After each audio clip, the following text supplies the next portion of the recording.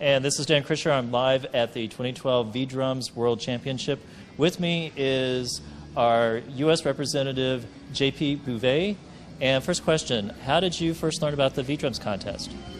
It was actually somewhat random. My old neighbor, Kevin Taberski, sent me an email, first email I ever got from him, and he said, check this competition out. I know you play drums. I don't know if you're interested.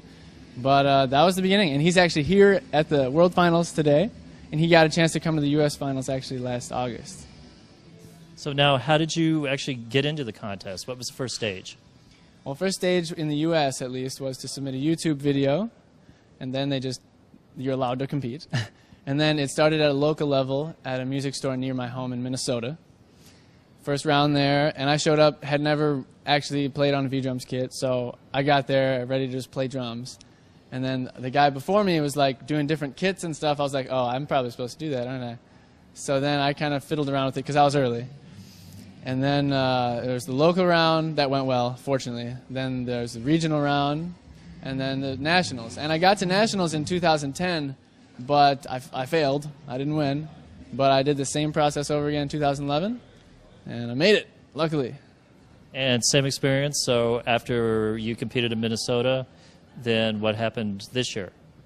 I went from Minnesota to Chicago, and then Chicago to the finals in Vegas. Now, what advice do you have for someone in the U.S. who's thinking about entering a contest for next year? My advice would be musical and be different. This isn't a drum solo competition.